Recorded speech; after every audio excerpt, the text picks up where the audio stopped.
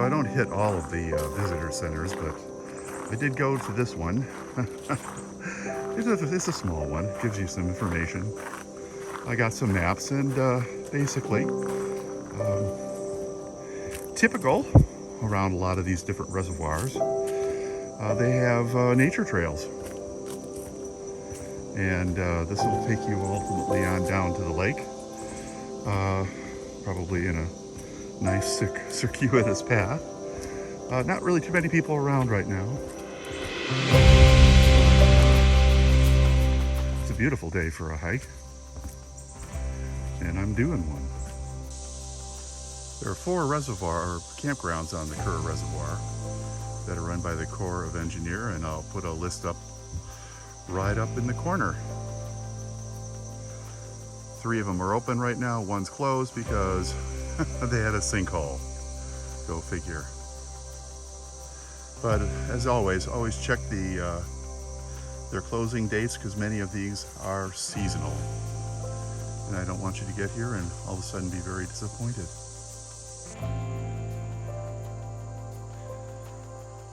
From the Mountain View Overlook, which is a few miles away from the campground, actually there's several campgrounds running along the river and the lake.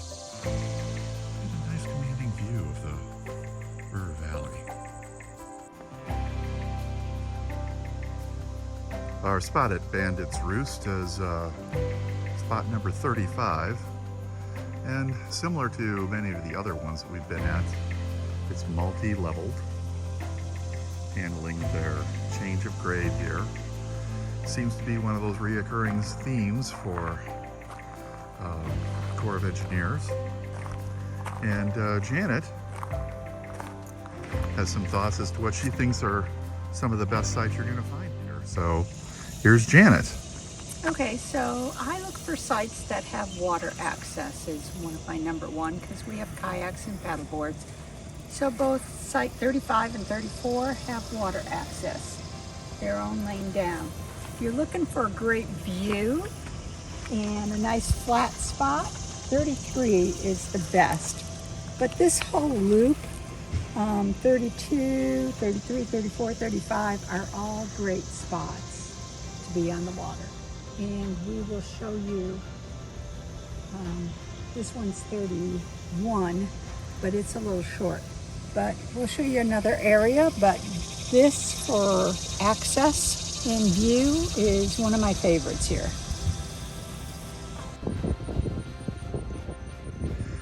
We do like the fact that all these different places that the Corps have had so far, they've really gone out of their way to make sure they get a nice beach. This is a beach for the camping area, and there are spots where there's for more general admission, which is where that beach would be over across the way. And these are very rare so far. Drive-through, pull-through campsites. The basic specs here are the same. 30 and 50 amp electrical services, water. Full hookups don't exist, but of course they do have dump stations. And that's kind of the standard spec that, more than apparent to me now, that rolls with the Corps of Engineers Campgrounds. Across the way you can see that much larger beach area. It's Thursday before Labor Day, 2021, and there really aren't very many people here right now. But who knows, maybe later. Should I start? Oh. Okay, sites 23 through 28 are all pull through. They're great. They have great views both looking forward and backwards. This is the forward view out that way. If you have a motorhome with a window, you'd have this view. They have water access as you walk down the grass, but it's a steep walk. Very, very close to the beach that's down there. It's over that way if you want to turn the camera, Chris, and show the public beach that's here. The downside would be very little shade in these, and this loop is a main loop that everyone has to drive around. But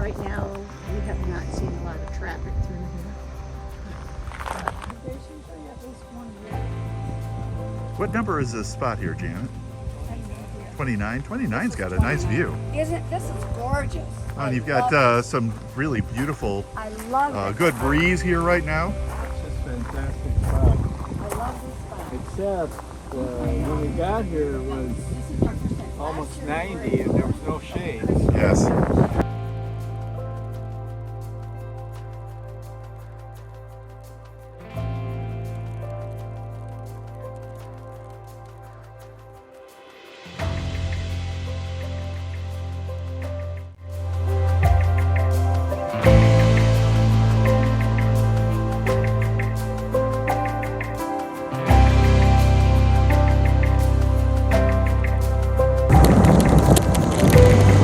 Nice play areas for the kids.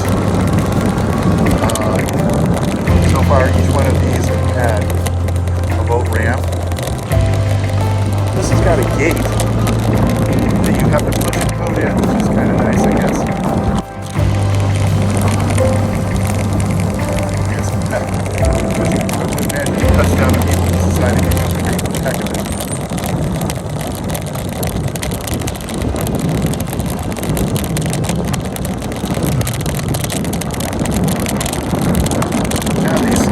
Water and electric. No easy water access, but you can tell, they're fairly spacious.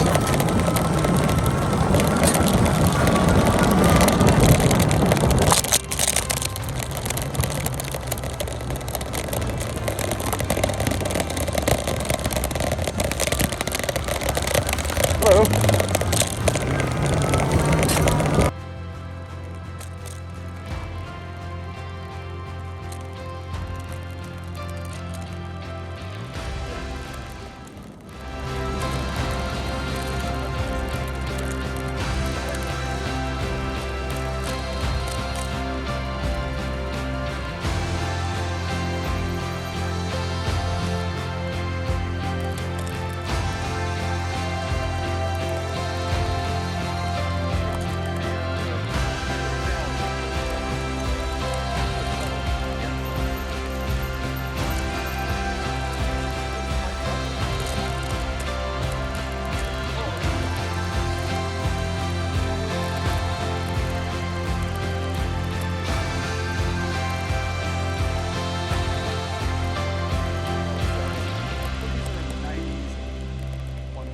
Separate loop. You can see it on the map, but no water access. So that's why Janet had the pick the click, pick of the litter on the other side.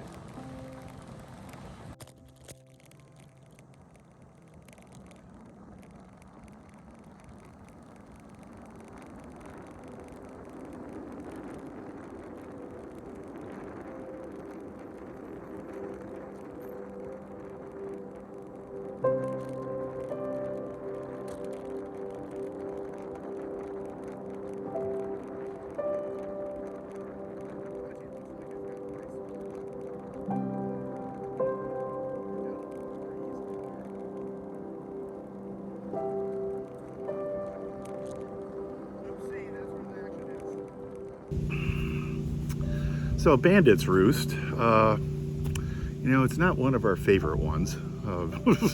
The fact is when we first pulled in, Janet said, I don't know if we'd ever come back here now. That was a snap judgment on her part, and as it turns out, it was maybe premature. We like the fact that particularly 34 where we're at, you can walk right down through the woods a little bit and you end up on your own little sand beach. The water's pretty nice. Ray's Lake and the other some of the other ones are pretty good too. They've been real warm. This has been a lot cooler, so it's been more pleasant. The season here goes from April 1st, April Fool's Day, all the way up to October 31, and I think that probably is pretty much a par for the course around this area. She told me that there are 4, that she being one of the volunteers, but actually there are only 3 of the Corps of Engineers Campgrounds that are here, and I'm going to list those 3 up over on that side somewhere. Earlier I think I said there were 4, but it's really 3. What we feel is that if you don't mind walking up and down, a lot of these are pretty interesting, particularly where you're, but you're close to the water.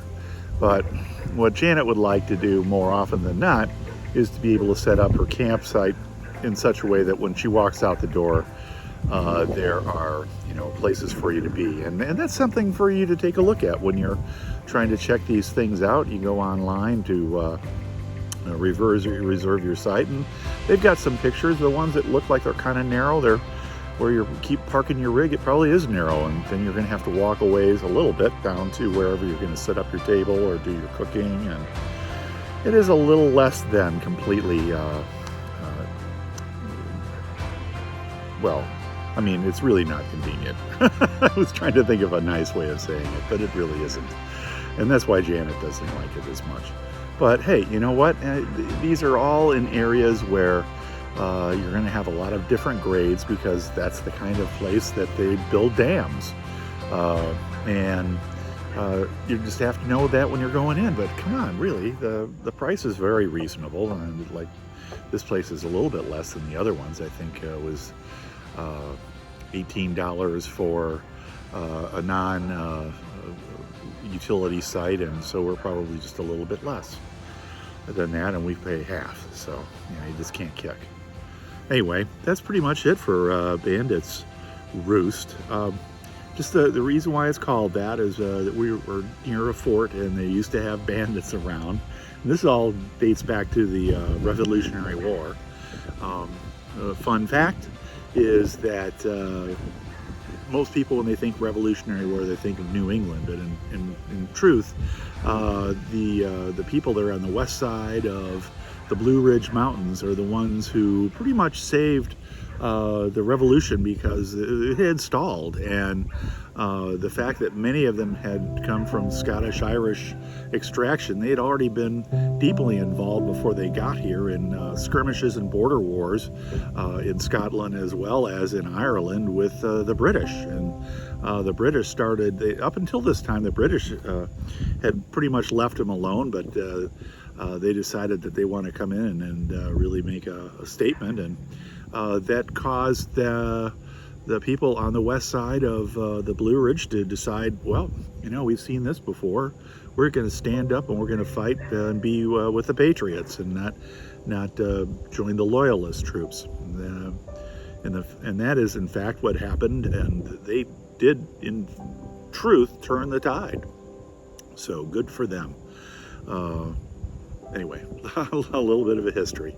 Anyway, we're not going to be in these resorts or campgrounds for a little bit, because we're going to meander down to North and South Carolina really, and so we're going to be spending the balance of September where we're at, pretty much in South Carolina on the North Carolina border, visiting Jeff, Sarah, and our 2 grandkids.